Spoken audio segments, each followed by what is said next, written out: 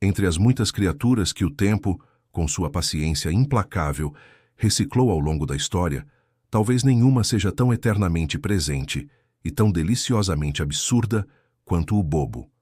Bobo, bufão, palhaço, piadista, menestrel, fool, jester.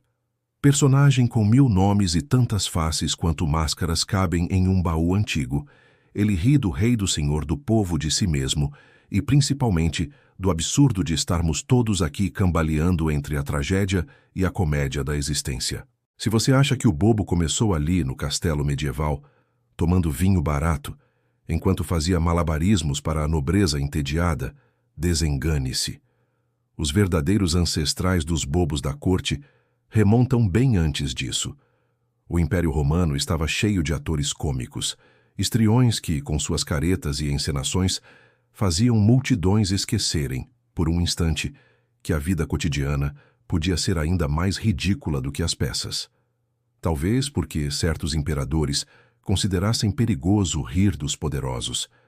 Muitos desses atores foram banidos, exilados, forçados a rodar por vilarejos e estradas poeirentas, espalhando sua arte e suas piadas por onde passavam como sementes de uma árvore torta e frutífera.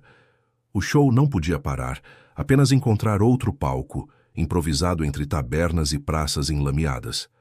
A perseguição a esses artistas foi, acidentalmente, o melhor presente que a história pôde lhes dar.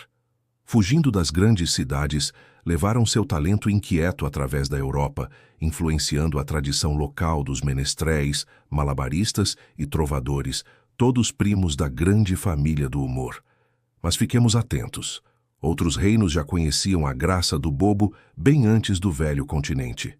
Na China e na Índia, figuras semelhantes tinham prestígio e serviam, tanto no riso quanto em sua função sutil de mensageiro do não dito, a quem precisava de verdades embrulhadas em tolices. Porque o desejo de rir, convenhamos, é uma coisa universal. Se na mesa do pobre sobram motivos para fazer piada amarga da vida, nos salões dourados dos palácios, a risada servia de catarata por onde escorria um pouco da tensão, do medo, da ambição.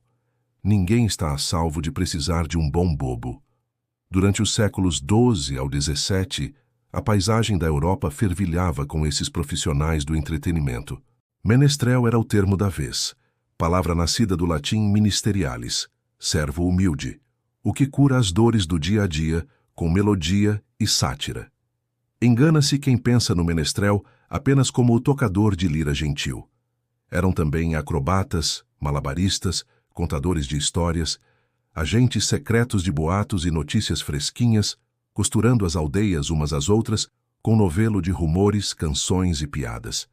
Viajavam de vila em vila, de castelo em castelo, a pagar pelo pão com versos e piruetas. Às vezes, se a sorte e o talento conjugavam, eram agraciados com estabilidade. Podiam se tornar parte permanente da casa de algum nobre, a salvo do frio e da fome, pelo menos enquanto sua graça fosse útil. Os mais hábeis ganhavam até um salário, suficiente talvez para garantir calças novas e, quem sabe, um chapéu com sinos reluzentes. Na França, chamavam-nos jongleurs ou trovadores. Para os germânicos eram scops. Na Inglaterra, itinerantes, de língua afiada e dedos inquietos.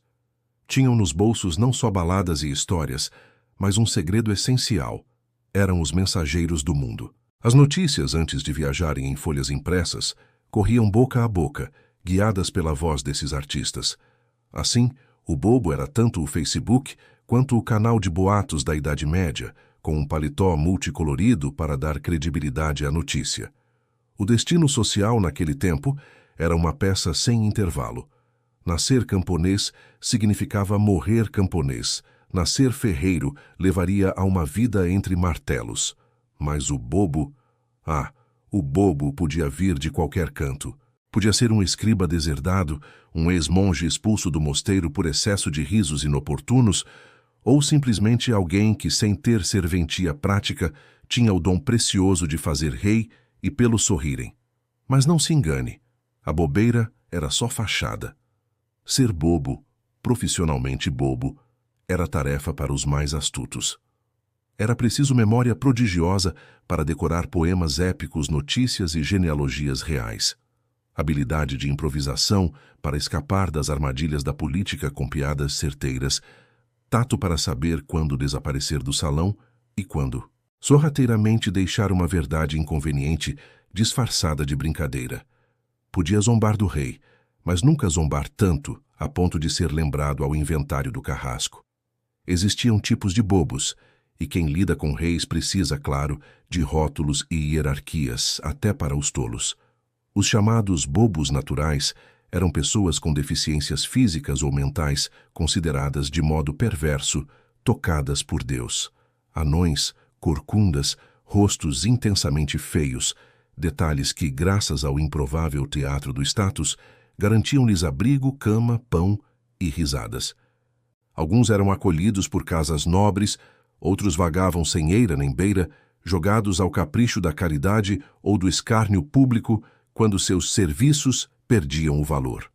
Já os bobos licenciados, artificiais, eram profissionais da lábia, do trocadilho e da sagacidade.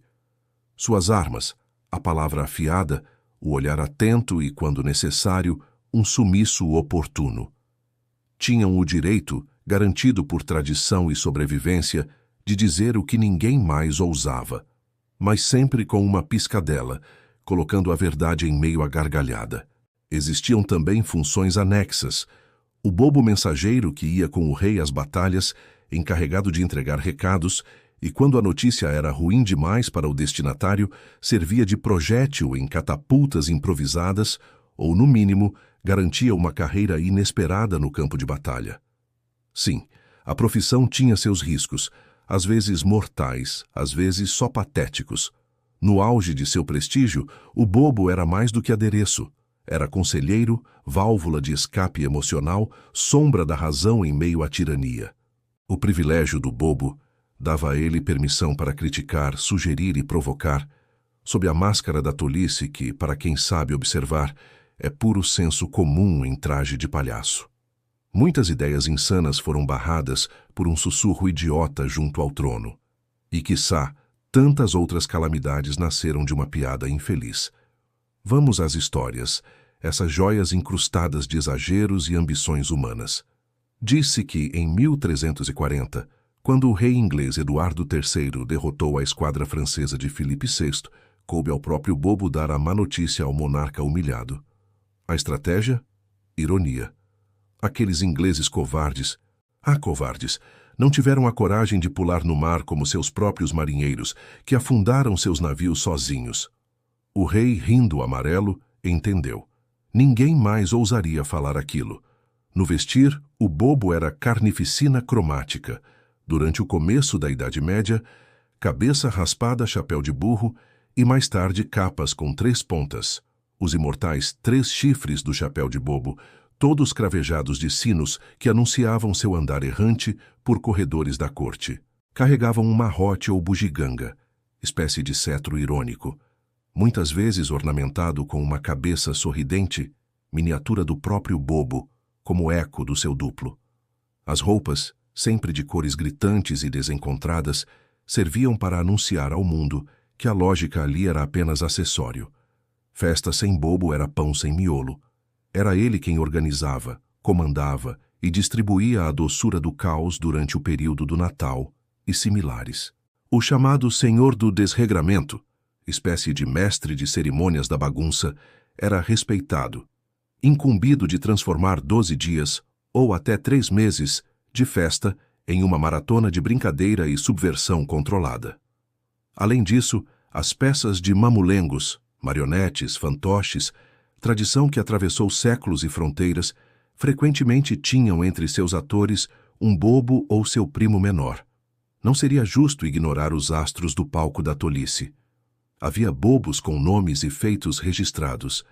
Taillefer, o anão normando que, montado a cavalo, fez malabarismos e cantou para desafiar os ingleses na Batalha de Hastings, abrindo uma brecha nas linhas inimigas com sua coragem cômica.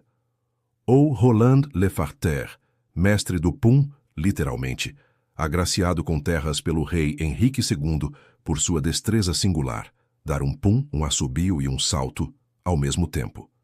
E havia menestréis como Rahere, estrategista social, bobo do rei Henrique I, famoso por fundar o hospital em Londres, após, diz a lenda, ter uma visão divina durante peregrinação a Roma.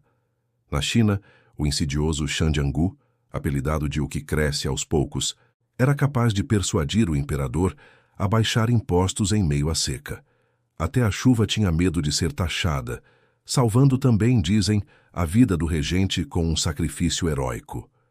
Na Saxônia, Alemanha, bobos eram homens sábios, de fala mansa e parábolas morais, muitas vezes considerados quase profetas.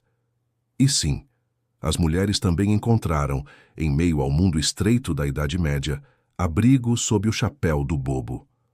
A carreira era uma das raríssimas, e talvez únicas, em que uma mulher podia, perante reis e duquesas, ridicularizar poderosos sem sofrer as consequências. Algumas chegaram a ter privilégios consideráveis.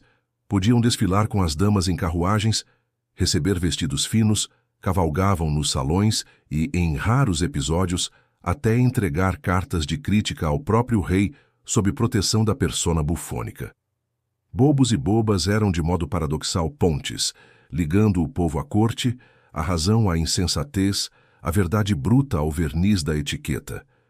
Em muitas festas natalinas, eram eles que cuidavam do andar da carruagem, e o caos do banquete era mansamente centroculado por sua sagacidade. A irreverência que hoje amamos nas festas, nas músicas, nos presentes lançados ao acaso, tem em parte raízes na arte do bobo, rir do mundo para que o mundo não ria sozinho de nós. Quando o rei, convencido de seu direito divino, ameaçava um mundo inteiro por capricho, era o bobo, último herdeiro do senso comum, quem ousava proteger a todos, inclusive o próprio rei, de seus piores impulsos.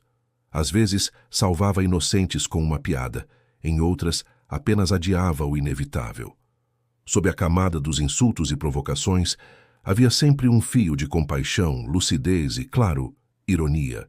E assim, entre piadas provocantes e acrobacias desajeitadas, os bobos da corte atravessaram séculos de perseguição e glória, de negligência e recompensa, tornando-se, se não os mais poderosos, certamente os mais livres de todos nas cortes da loucura medieval.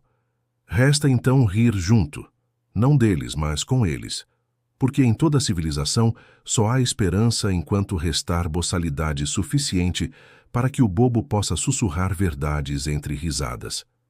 Se você gostou desta jornada pela loucura medieval, inscreva-se.